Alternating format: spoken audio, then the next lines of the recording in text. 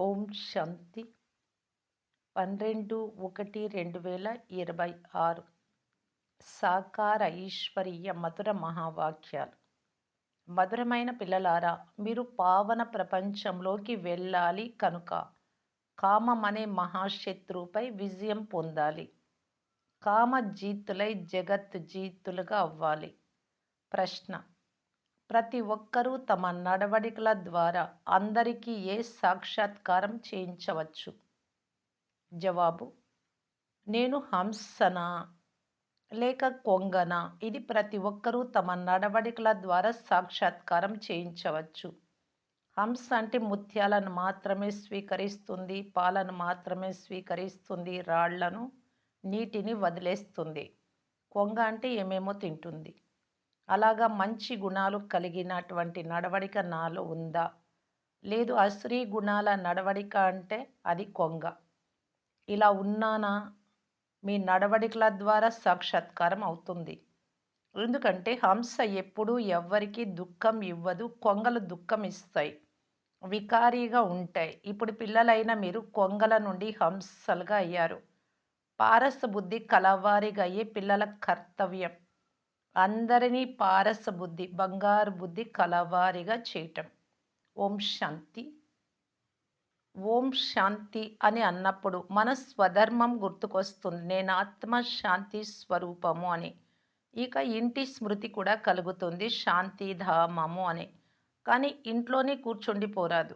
తండ్రి పిల్లలము కనుక తమ స్వర్గాన్ని కూడా తప్పకుండా స్మృతి చేయాల్సి ఉంటుంది. కావున ఓం శాంతి అనడం వలన మొత్తము జ్ఞానమంతా బుద్ధిలోకి వచ్చేస్తుంది. నేను ఆత్మ శాంతి స్వరూపాన్ని, శాంతి సాగరుడైన తండ్రి సంతానాన్ని, శాంతిధామము నా ఇల్లు. ఏ తండ్రి అయితే స్వర్గస్థాపన చేస్తారో ఆ తండ్రియే మనల్ని పవిత్ర శాంతి స్వరూపులుగా చేస్తారు. ముఖ్యమైన విషయం పవిత్రత. ప్రపంచం పవిత్రంగా అపవిత్రంగా అవుతూ ఉంటుంది. పవిత్ర ప్రపంచంలో ఒక్క వికారి కూడా ఉండరు. అపవిత్ర ప్రపంచంలో పంచ వికారాలు ఉన్నాయి. అందుకే దీనిని వికారీ ప్రపంచం అని అంటారు. అది నిర్వికారీ ప్రపంచం.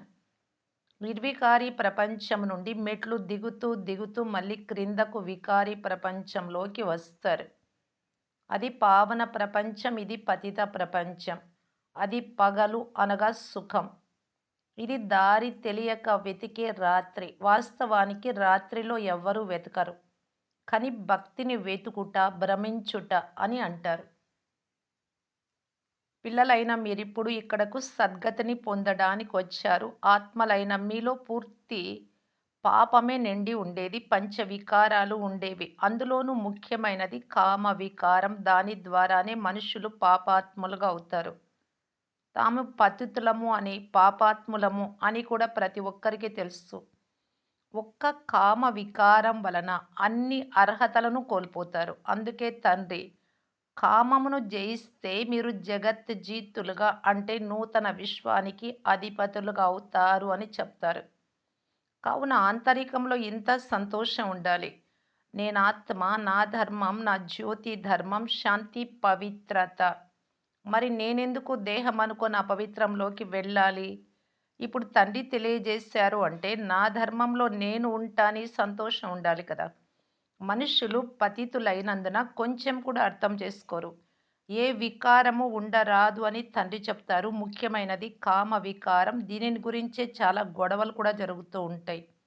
ఇంటింటిలో ఎంత అశాంతి ఉంది, ఆహాకారాలు అవుతూ ఉన్నాయి. ఈ సమయంలో ప్రపంచంలో ఆహాకారాలు ఎందుకున్నాయి? ఎందుకంటే అందరూ పాపాత్ములే. వికారాల కారణంగానే అసురులని అంటారు. ఈ సమయంలో ప్రపంచంలో పనికి వచ్చే వస్తువు ఏదీ లేదు అని, విశ్వానికి అగ్ని అంటుకోనున్నది అని ఇప్పుడు మీరు అర్థం చేసుకున్నారు. ఈ కళ్ళ ద్వారా ఏమేం చూస్తున్నారో వాటన్నింటికి నిప్పు అంటుకుంటుంది. ఆత్మకైతే అగ్ని అంటుకోదు. ఆత్మ సదా భద్రంగా ఉంటుంది, సదా జీవించే ఉంటుంది. ఎప్పుడైనా ఆత్మకు బీమా చేయిస్తారా? ఇన్సూరెన్స్. శరీరానికి బీమా చేస్తారు. ఆత్మ అవినాశి. ఇది ఒక ఆట అని పిల్లలకు అర్థం చేయించబడింది. ఆత్మ అయితే పైన పరంధామంలో ఉండే పంచతత్వాలకు భిన్నమైనది. పంచతత్వాలతో ప్రపంచంలోని మొత్తం సామగ్రి అంతా తయారవుతుంది. ఆత్మ తత్వాలతో తయారు కాదు. శరీరము తత్వాలతో తయారైంది. ఆత్మ సదా ఉండనే ఉంటుంది. కేవలము పాపాత్మగా, పుణ్యాత్మగా ఇక్కడికి వచ్చిన తర్వాత అవుతుంది. పాపాత్మ, పుణ్యాత్మ అని పేర్లు ఆత్మకే ఉంటాయి. పాప ఆత్మ, పుణ్య ఆత్మ అని. పంచ వికారాల వలన ఎంత మలినమైపోయారు. ఇప్పుడు పాపాల నుండి విడిపించేందుకు తండ్రి వచ్చారు. వికారాలే మీ చరిత్రను పూర్తిగా పాడు చేశాయి. దేవతలు ఎంత చరిత్రవంతులు. ఇప్పుడు ఎలా ఉన్నారు? స్వభావము, చరిత్ర అని దేనినంటారో కూడా వారికి అర్థం కాదు. ఇది అత్యంత శ్రేష్టమైన ఆత్మిక ప్రభుత్వం. పాండవ ప్రభుత్వము అని అనకుండా మీది ఈశ్వరీయ ప్రభుత్వము అని అనవచ్చు. మనం ఈశ్వరీయ ప్రభుత్వానికి చెందిన వారము అని మీకు తెలుసు. ఈశ్వరీయ ప్రభుత్వం ఏం చేస్తుంది? ఆత్మలను పవిత్రంగా చేసి దేవతలుగా తయారు చేస్తుంది. లేకపోతే దేవతలు ఎక్కడి నుండి వస్తారు? దేవతలు కూడా మనుషులే అని మీకు తెలుసు. అయితే వారిని దేవతలుగా ఎవరు చేశారో, ఎలా చేశారో ఎవ్వరికీ తెలియదు. దేవతలైతే స్వర్గంలోనే ఉంటారు. అయితే వారిని స్వర్గవాసులుగా ఎవరు చేశారు? స్వర్గవాసులే మళ్ళీ తప్పకుండా నరకవాసులుగా అవుతారు. వారే మళ్ళీ స్వర్గవాసులుగా అవుతారు. ఈ విషయాలు మీకు కూడా ఇంతకు ముందు తెలియదు. మరి మీకే తెలియకుంటే దేవతలుగా ఉండి మళ్ళీ ఇలా తయారైనటువంటి వారికి, దేవతలే కాని వారికి ఎలా తెలుస్తాయి? ఇది తయారైన డ్రామా. ఇక్కడ అందరూ పాత్రధారులు అని ఇప్పుడు మీరు అర్థం చేసుకున్నారు. ఈ విషయాలన్నీ బుద్ధిలో ఉండాలి. చదువు బుద్ధిలో ఉండాలి కదా! అంతేకాక పవిత్రంగా కూడా తప్పకుండా అవ్వాలి. పతితులుగా అవ్వడం చాలా చెడ్డది. ఆత్మనే పతితంగా అవుతుంది. పరస్పరము వికర్మలు చేసి పతితమవుతారు. పతితులను పావనంగా చేయడం మీ కర్తవ్యం. పావనంగా అయితే పావన ప్రపంచంలోకి వెళ్తారు. ఇది ఆత్మకు మాత్రమే అర్థమవుతుంది. ఆత్మ లేకుంటే శరీరం కూడా నిలవదు. రెస్పాన్స్ బదులు లభించదు. మనం వాస్తవానికి పావన ప్రపంచంలో నివసించే వారము అని ఆత్మకు తెలుసు. ఇప్పుడు తండ్రి అర్థం చేయించారు. మీరు పూర్తి బుద్ధిహీనులుగా ఉండేవారు. శరీరమే నేను అనుకుని, ఇంకా శరీరానికి సంబంధించిన వాటిలోనే లీనమైపోయి ఉండేవారు అంటే బుద్ధిహీనులు. అందుకే పతిత ప్రపంచానికి అర్హులుగా అయ్యారు. ఇప్పుడు ఎంతవరకు పావనంగా అవ్వరో అంతవరకు స్వర్గానికి యోగ్యులుగా అవ్వలేరు. స్వర్గంలోకి వెళ్ళాలి అంటే అక్కడ ఉండే గుణాలు, సంస్కారం అంతా ఇక్కడే అలవర్చుకోవాలి కదా! ఈ చదువు ద్వారా. స్వర్గంతో పోల్చడం కూడా సంగమ యుగంలోనే జరుగుతుంది. అక్కడ పోల్చడానికి జ్ఞానమే లేదు. ఈ సంగమ యుగంలోనే మీకు పూర్తి జ్ఞానం లభిస్తుంది. పవిత్రంగా అయ్యే ఆయుధము లభిస్తుంది. ఒక్కరిని మాత్రమే పతిత పావన తండ్రి మమ్మలను లక్ష్మీనారాయణలాగా పావనంగా చెయ్యండి అని అంటారు. లక్ష్మీనారాయణులు స్వర్గాధిపతులు కదా! మీరే స్వర్గాధిపతులుగా ఉండేవారు. 84 జన్మలు తీసుకొని మళ్ళీ పతితంగా అయ్యారు. ఇది మీకు తెలుసు. శ్యామ్ మరియు సుందర్. అర్ధకల్పము ఆత్మ దివ్య గుణాలతో సుందరంగా ఉంది. అదే ఆత్మ పతితంగా అయిన కారణంగా ద్వాపర యుగం నుండి శ్యామ్ అని అంటారు. వీరి పేరు కూడా అలాగే పెట్టారు. కృష్ణుడి చిత్రాన్ని నల్లగా తయారు చేసేస్తారు కానీ దాని అర్థం తెలియదు. కృష్ణుని గురించి కూడా మీకు ఎంత స్పష్టమైన వివరణ లభిస్తుంది. మనుషులు 2 ప్రపంచాలుగా చేసేశారు. వాస్తవానికి 2 ప్రపంచాలు లేనే లేవు. ఉండేది ఒకటే ప్రపంచం. అదే నూతనంగా పాతదిగా అవుతుంది. మొదట చిన్న పిల్లలు క్రొత్తగా ముద్దుగా ఉంటారు.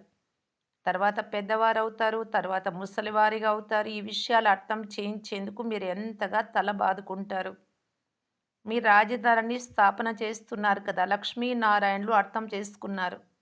జ్ఞానము ద్వారా ఎంత మధురంగా అయ్యారు. ఎవరు అర్థం చేయించారు? భగవంతుడు. యుద్ధము మొదలైన వాటి విషయమే లేదు. భగవంతుడు ఎంత వివేకవంతులు, జ్ఞానసాగరులు, ఎంత పవిత్రులు. శివుడి చిత్రం ఎదురుగా వెళ్ళి అందరూ నమస్కరిస్తారు. కానీ శివలింగం దగ్గరికి వెళ్ళి వారు ఎవరో, ఏం చేస్తారో, ఎక్కడ ఉంటారో, ఎప్పుడొస్తారో ఏమీ తెలియదు. శివ కాశీ విశ్వనాథ్ గంగా ఓం నమ శివాయ ఇలా కేవలం అంటూ ఉంటారు. అర్థం కొంచెం కూడా తెలియదు. తెలిపించేందుకు వెళ్తే మాకు మీరేం చెప్తారు? మేము వేద శాస్త్రాలు మొదలైనవన్నీ చదివాము అని అహంతో అంటారు. కానీ రామరాజ్యం అని దేనినంటారో కూడా వారికి తెలియదు. రామరాజ్యం అని సత్యుగమును, నూతన ప్రపంచమును అంటారు. మీలో కూడా ధారణ చేసుకోవడంలో ఈ విషయాలను నంబర్ వారుగా ఉన్నారు. పూర్తి రాతి బుద్ధి అయినందున కొందరు పూర్తిగా మర్చిపోతారు కూడా. కావున ఇప్పుడు పారస్ బుద్ధిగా అయిన వారి కర్తవ్యం ఇతరులను కూడా పారస్ బుద్ధి కలవారిగా చేయడం. రాతి బుద్ధి కలవారి నడవడికలు అవే నడుస్తూ ఉంటాయి. ఎందుకంటే హంస కొంగలుగా ఉంటారు కదా! హంస ఎప్పుడు ఎవ్వరికీ దుఃఖం ఇవ్వదు. కొంగ దుఃఖాన్ని ఇస్తుంది. కొందరి ప్రవర్తన పూర్తి కొంగలాగా ఉంటుంది. వీరిలో అన్ని వికారాలు ఉంటాయి. ఇక్కడ కూడా ఇలాంటి వికారులు చాలామంది వస్తారు. వారిని అసురులు అని అంటారు. వారిని గుర్తించలేరు. చాలా సేవా కేంద్రాలకు కూడా వికారులు వస్తారు. నెపాల్ చెప్తారు. మేం బ్రాహ్మణులము అంటారు. కానీ అంతా అసత్యమే. దీనిని అసత్య ప్రపంచమని అంటారు. ఆ నూతన ప్రపంచం సత్యమైనది. ఇప్పుడిది సంగం యుగం. ఎంత తేడా ఉంది? ఎవరు అసత్యమును చెప్పేవారుగా, అసత్య కార్యాలు చేసేవారుగా ఉంటారో, వారు థర్డ్ గ్రేడ్, తృతీయ శ్రేణిలో వస్తారు. ఫస్ట్ గ్రేడ్, సెకండ్ గ్రేడ్ వారు ఉంటారు కదా!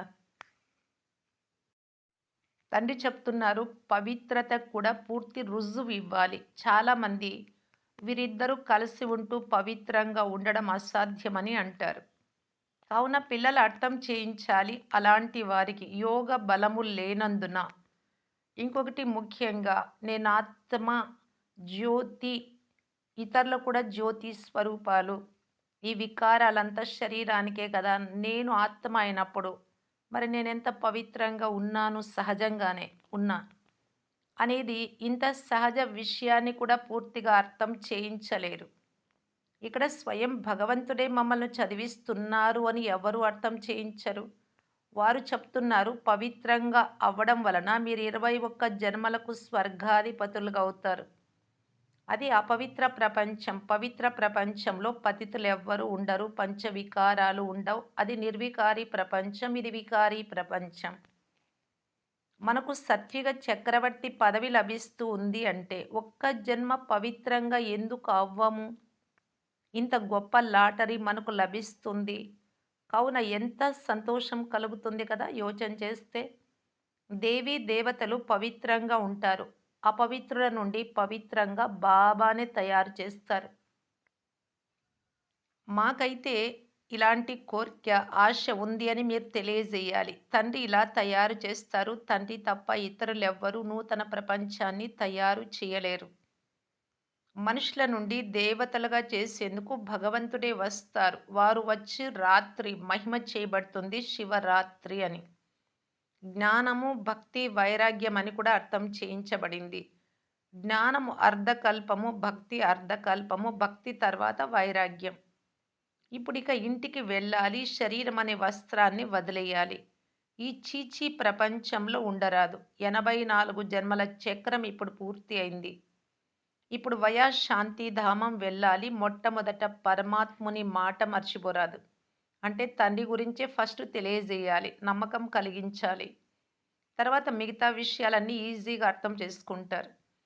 వయా శాంతిధామం వెళ్ళాలి. మొట్టమొదట పరమాత్మ మాట కదా! ఇది బాగా గుర్తుంచుకోవాలి. అలాగే చెప్పాలి. పాత ప్రపంచం సమాప్తం అవ్వనున్నది అని కూడా పిల్లలకు తెలుసు. తండ్రి నూతన ప్రపంచాన్ని స్థాపన చేస్తారు అంటే అనేక మార్లు స్వర్గ స్థాపన చేసేందుకు తండ్రి వచ్చారు. నరకం వినాశనం అవుతుంది. నరకం ఎంత పెద్దది, స్వర్గం ఎంత చిన్నది. నూతన ప్రపంచంలో ఒకే ధర్మం ఉంటుంది. ఇక్కడ అనేక ధర్మాలు ఉన్నాయి. ఏక ధర్మాన్ని ఎవరు స్థాపించారు? బ్రహ్మ అయితే చేయలేదు. బ్రహ్మనే పతితం నుండి మళ్ళీ పావనంగా అవుతాడు. పతితుడి నుండి పావనంగా అవుతారు అని నన్ను అనరు. ఎందుకంటే సదా పావనుడు బాబా. పావనంగా ఉన్నప్పుడు లక్ష్మీనారాయణులు అనే పేరు ఉంటుంది. బ్రహ్మ పగలు, బ్రహ్మ రాత్రి అని అంటారు. 2 యుగాలు. బ్రహ్మ పగలు, బ్రహ్మతో పాటు బ్రాహ్మణులందరూ పవిత్రంగా ఉండేవాళ్ళం దివ్య గుణాలతో దేవతలు. బ్రహ్మరాత్రి అంటే బ్రహ్మబాబాతో పాటు ద్వాపరయుగం, కలియుగంలో వికారాలలోకి వచ్చాం కాబట్టి దానిని చీకటిగా చూపిస్తారు రాత్రిగా. బ్రహ్మ ప్రజాపిత శివబాబాను అనాది రచయిత అని అంటారు. అనాది అను పదం తండ్రికి మాత్రమే వర్తిస్తుంది. శివబాబా అనాది కనుక ఆత్మలు కూడా అనాది, డ్రామా కూడా అనాదియే. ఇది తయారు చేయబడిన డ్రామా స్వయం ఆత్మకు సృష్టి చక్ర ఆది మధ్య అంత్యాలు, దాని గడువును గురించిన జ్ఞానం లభిస్తుంది.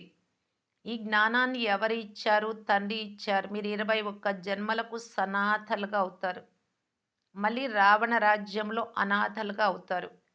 ఇక్కడి నుండి స్వభావాలు చెడిపోతాయి. ద్వాపర యుగం నుండి వికారాలకు వశమవుతారు. ఎందుకంటే ఆత్మ అనేది మర్చిపోవడమే కారణం. శరీరం అనుకోవడం ద్వారా. అంతేకాని 2 ప్రపంచాలు ఏవీ లేవు. మనుషులు స్వర్గ, నరకాలు 2 ఒక్కటిగా కలిసే నడుస్తాయి అని అనుకుంటారు. ఇప్పుడు పిల్లలైన మీకు ఎంత స్పష్టంగా అర్థం చేయించబడుతుంది. ఇప్పుడు మీరు గుప్తంగా ఉన్నారు. శాస్త్రాలలో ఏమేమో వ్రాసేశారు. దారాలు పూర్తిగా చిక్కుబడి ఉన్నాయి. తండ్రి తప్ప ఇతరులెవ్వరూ ఈ చిక్కును విడదీయలేరు. మేము దేనికి పనికి రాకుండా పోయాము అని వచ్చి పావనంగా చేసి మా స్వభావాన్ని సరిదిద్దండి అని తండ్రిని పిలుస్తూ ఉన్నారు పతిత పావన అంటూ. మీ స్వభావాలు ఎంతగా పరివర్తన అవుతాయి. కొందరు పరివర్తన కావటానికి బదులుగా ఇంకా చెడిపోతారు. వారి నడవడికల ద్వారానే తెలిసిపోతుంది. నేడు మహారథి ఉంటారు హంసగా, రేపు కొంగగా అవుతారు. ఇలాంటి వారు కూడా కొద్దిమంది ఉన్నారు. ఆలస్యమే లేదు. మాయ కూడా గుప్తంగా ఉంటుంది కదా.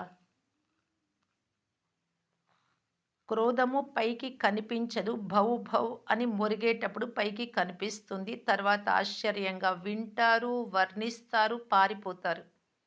ఎంతగా దిగజారిపోతారు, పూర్తిగా రాయిగా అయిపోతారు. ఇంద్రప్రస్థ విషయం కూడా ఉంది కదా, తెలిసిపోతుంది. అటువంటి వారు సభలోకి రాకూడదు. జ్ఞానం కొద్దిగా విన్నా స్వర్గంలోకి తప్పకుండా రానే వస్తారు. జ్ఞానమైతే ఎప్పుడు వినాశనం అవ్వదు.